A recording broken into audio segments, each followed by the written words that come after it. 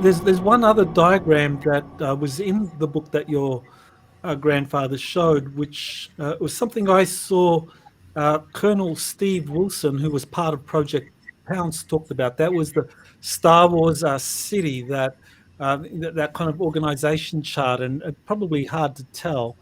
Uh, but there you have a kind of organizational flow chart for the different government entities and how they relate to this whole extraterrestrial phenomenon. So you want to talk about that Star Wars city chart?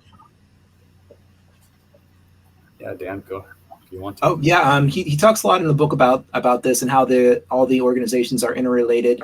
You can see the NRO, the National Reconnaissance Office, is up there near the top with the MAJI, Majestic 12 organization, and then you have all your your defense contractors, Lockheed, Boeing, and the like.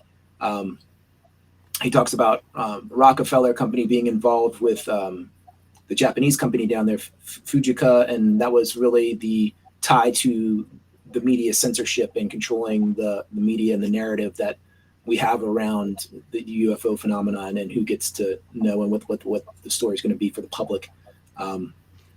So it's really all the intelligence agencies that are involved with UFO contact and how they interrelate and who's involved. And it was he goes into a lot of detail about it actually in the chapters of what they do and what their roles were.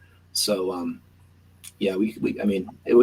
This is basically a great interpretation of the military-industrial complex. Exactly.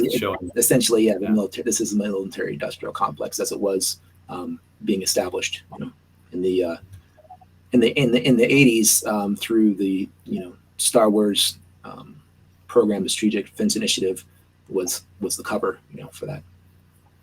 Right. Yeah. Very helpful to kind of like have that flow chart to kind of give us an idea of how in the 80s and 90s the military industrial complex handled the kind of extraterrestrial phenomenon. Now, of course, we're like 25 years or more since that time, so maybe there's been further reorganization with the creation of Space Command and Space Force, and sure, and you have the Artemis Accords, and and there's kind of like a growing international alliance of space commands. So yeah, probably very, very different today.